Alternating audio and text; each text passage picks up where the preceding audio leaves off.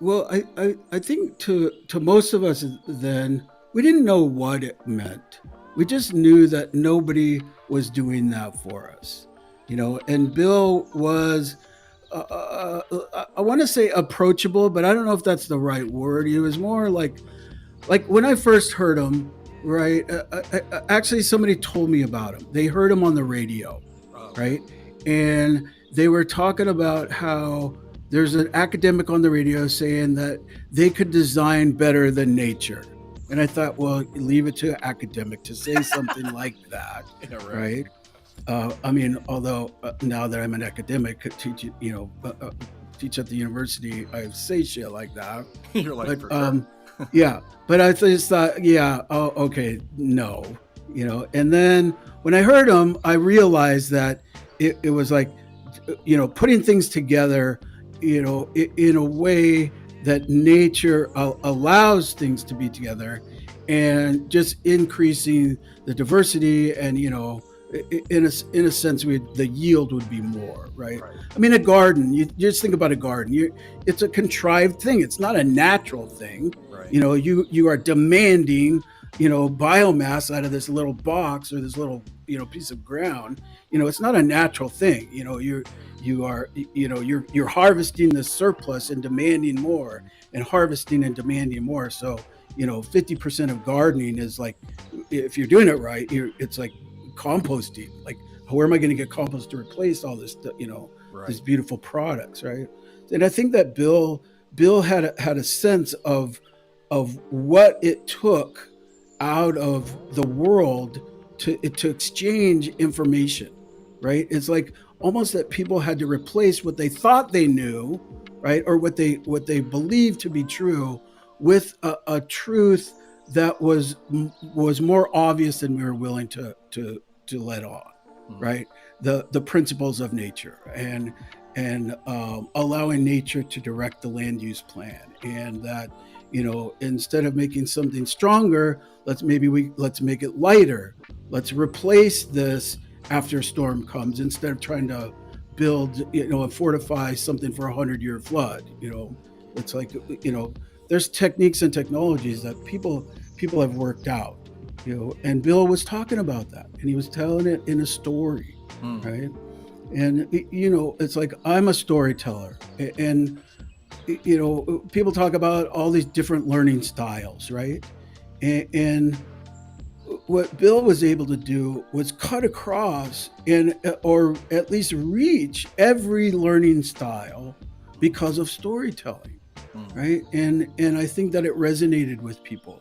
Mm. Like, you could say that I learn by doing. I learn, I have to listen to it, or I have to see it, or I have to, watch it or taste it or whatever, right? But storytelling touches on all of those kind of, like, all of those, just the way that your brain operates. You can make those connections, and Bill was brilliant at that, Yeah. right? And he knew enough to poke people, right? And that's what it was going to take, right? That we had to tread across the disciplines. The best thing that he ever did, or the best thing that happened to him, was that when him and David came up with permaculture concepts, right?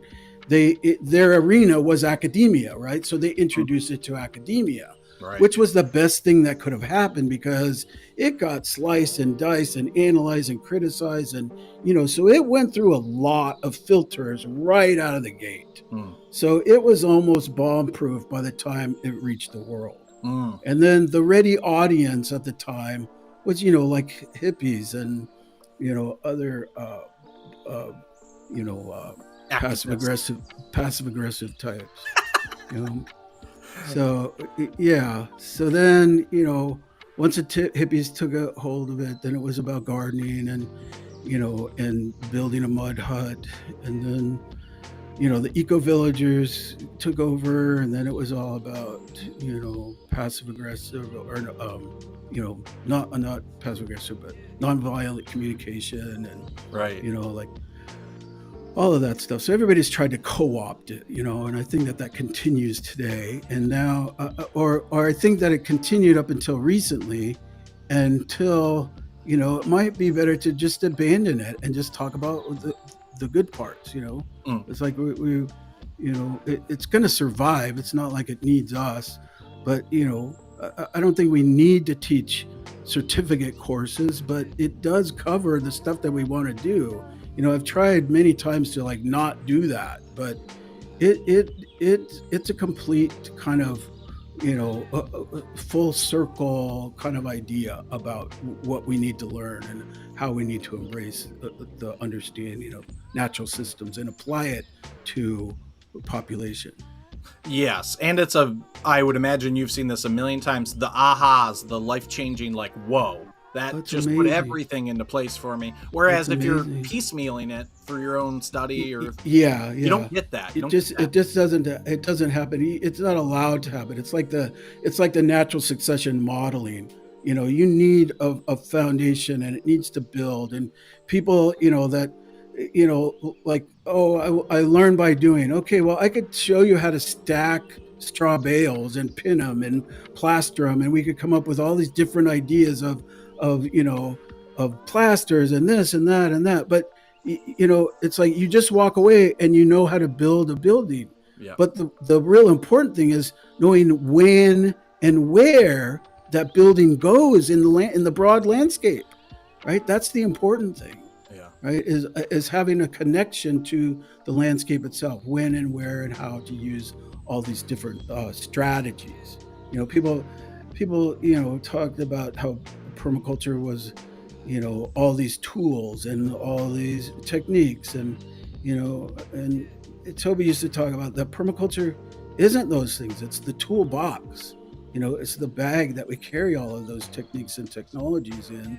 We reach for something that's appropriate for where we are. Mm. Yeah.